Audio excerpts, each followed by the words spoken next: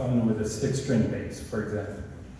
Yeah, I have some 6-string basses at home. In fact, I have far too many 6-string basses.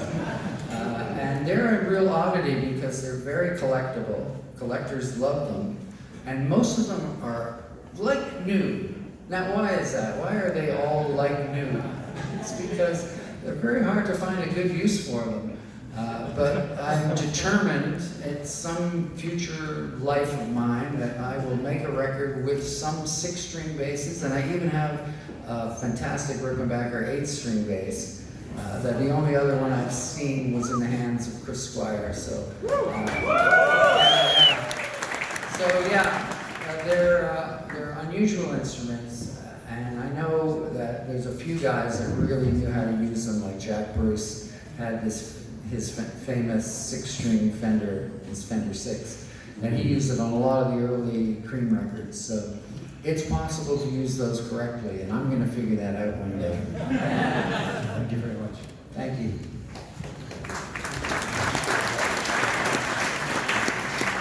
Hi, Geddy. Hi. Just a quick question. What criteria do you look for requirements in a bass when adding to your collection? Are you looking for some historical value in general, or iconic bass?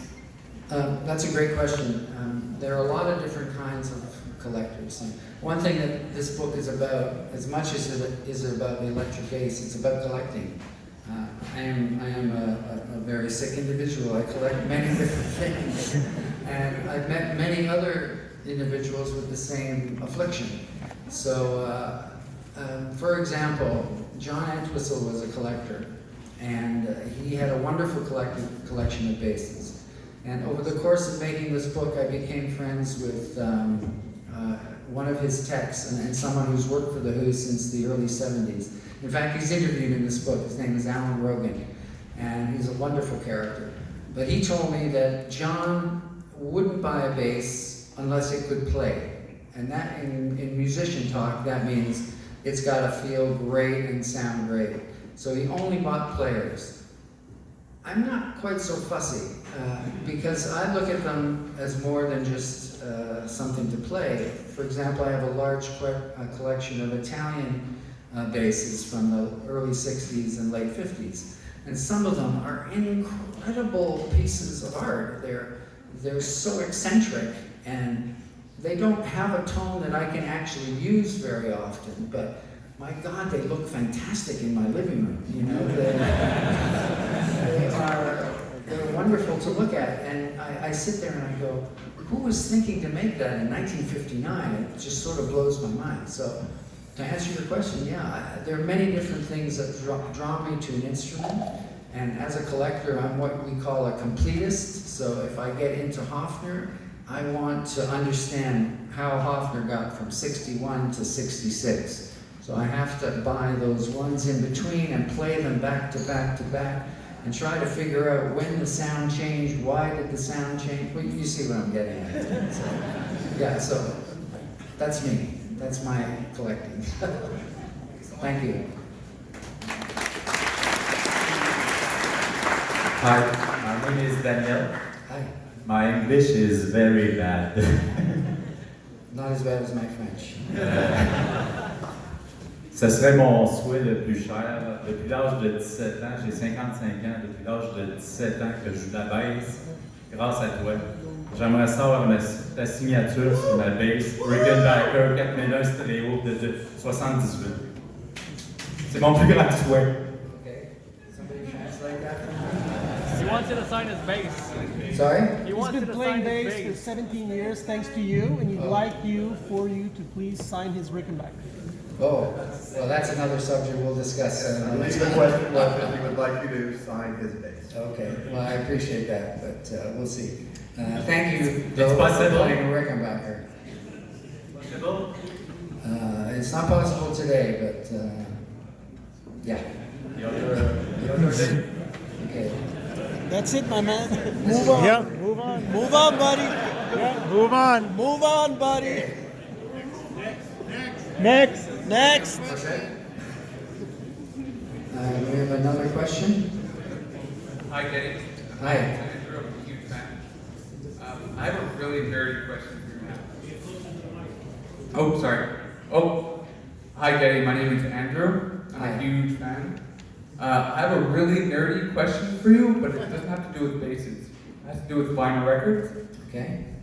Well, first of all, when I saw the book and I held it, I loved the fact that it was the exact size of an album. So, my question is, your first album, Rush, Mm-hmm. came out in 1974 on Mood Records. That's right. Right. That's like the holy grail of Rush vinyl, and I've been trying to find one forever. When's the last time you've seen one? Do you have one? Yes, and I'm not selling it.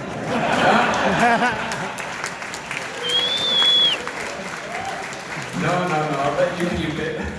I'm just very interested in that album. I've never seen one, and I'm really looking forward to have one day.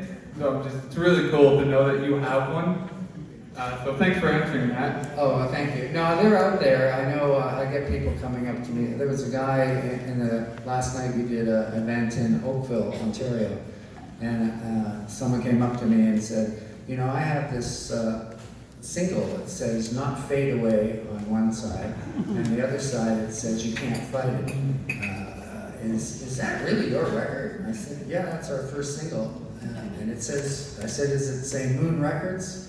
And he said, yeah. I said, well, you should keep that. You really should.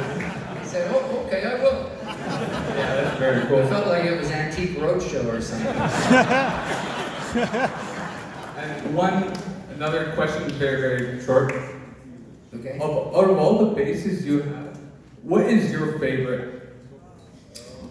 That's breaking my heart here, but well, I would have to say to play, my 62 Fender Jazz bass is my favorite to play right now, because I've just fallen in love with those basses from 1962. But I have other favorites for different reasons, you know. I love the Thunderbirds that I've collected because I thought they would be the last bass on earth I would ever buy. And now I look at them as completely different animals. They're so beautiful to me, even though they're so anachronistic, they're so odd looking.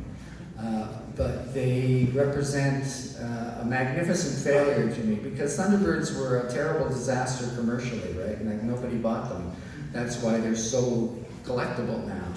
But the failures sometimes come through in the end, showing that people made a mistake by overlooking it. But yeah, so I guess my 62 Jazz would have to be. If I could only take one with me, that's the one that's coming. Thank you very much. Thank you. Hello, Geddy. My name is Noah. I'm probably one of the youngest people here. And just wanted to say, 6 months ago, you were the reason I picked up a bass and actually started playing. Being raised in Rush, you're always like one of my idols. Just want to say it's a pleasure to be here tonight. You. Thank you so much. And no, my question was, do you have any tips or tricks, for a new guy trying to... Okay, well, always take your wallet on stage with you. It's really important. Always take what?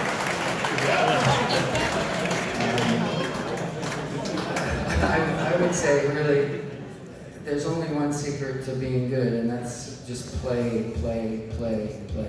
And write. You know, I get young people coming up to me all the time saying, how do I get better? What's the secret? There's no secret, it's just work. And you have to have some luck, I'm afraid. Luck is a big part of it. You know, being in the right place at the right time, meaning, I was so lucky I met Alex when I was so young, and then when 1974, when we realized we needed a new drummer, who walked into the audition? Neil Peart. I mean, oh my God. So, I mean, you can be the greatest player in the world, but you still need a little bit of luck on your side. And I've had it in spades, so I wish you luck and keep practicing.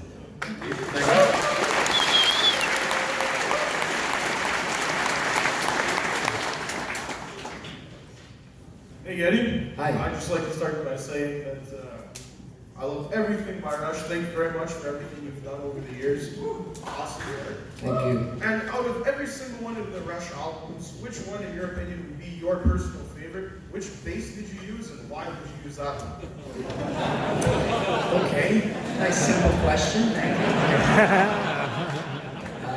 Well, my favorite Rush album is the last Rush album we made, and that was Clockwork Angel.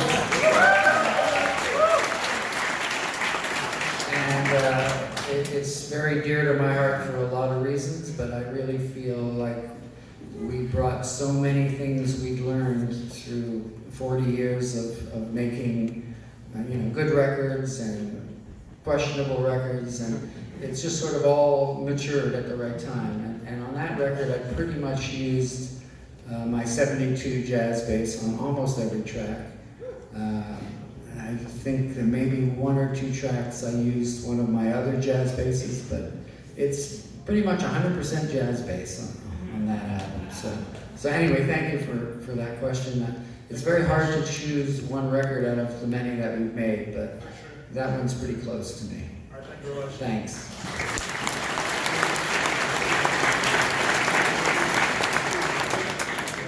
Oh, Hi. now I've been looking up to you for my whole life, pretty much. And I just want to know, is there anyone that you looked up to that you could never have met? Or that you never met, I mean? Yeah, that's a great question. So there are quite a few people that I've admired from a distance. I never met Jack Bruce. Would love to have sat down and talked to him. I never met Chris Squire, which is really strange because he came to our show in London, and it was really crazy backstage, and we were looking for a new producer at that time, and there were all these producers at the gig, and they came back and they were all talking to us, and before I knew it, Chris had gone because we'd been talking so long to these other guys, so I never got to meet him, and then, of course, tragically, he passed away. So that's something I would love to have done. And I never got to meet the Ox, John Entwistle, who was just the quintessential bass player in my view. So bass players just seem to go too young. I don't know what that's all about. Have you studied that, Dan? The book would have been 20 pages longer. Yeah, that's for sure. Yeah, so those are just a few of the giants I never got to meet. Thank you. All right, thank you. Do we have time for one more? One more. Hi, Geddy. Mike from Maine. Hi, can you talk a little closer to the mic? Sure, how's that? Great. Hi, it's Mike from Maine. Hey, I just wanted to say thanks for all your years of music and for this book and for coming out. And it's good to celebrate our passion, so hail to you. Cheers. Yeah. I appreciate it. So my question is, I know you're friends with Les Claypool, and I was wondering if you guys would partner up to do a bass-oriented project, music and possibly some performances. And if you do, I promise I'll let you practice in my basement.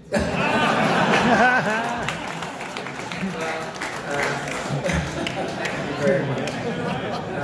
I love Les, and we're buddies. And I interviewed him for the book, and we went to his house in California and his studio. We had a wonderful couple of days in Sonoma. And he was recently in Toronto with the Claypool Lennon Delirium.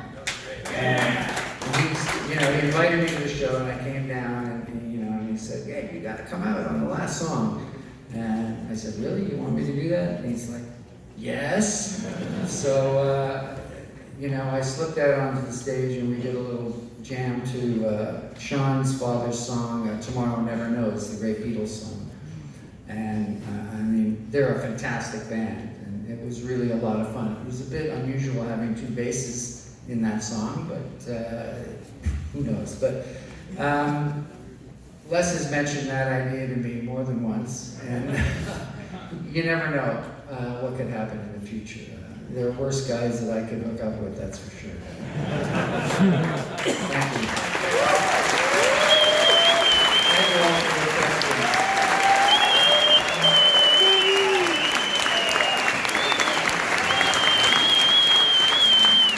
Thank you so much. We're going to take a quick break. We're going to reorganize the stage, and we're going to call people by section for the signing line. So please stay where you are. the staff are going to call you bit by bit by bit so that we don't have pure madness in the sideline.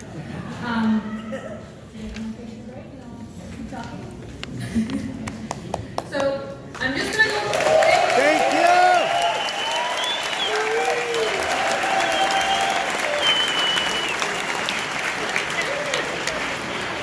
So like I said, we're gonna do a quick reorg of the stage.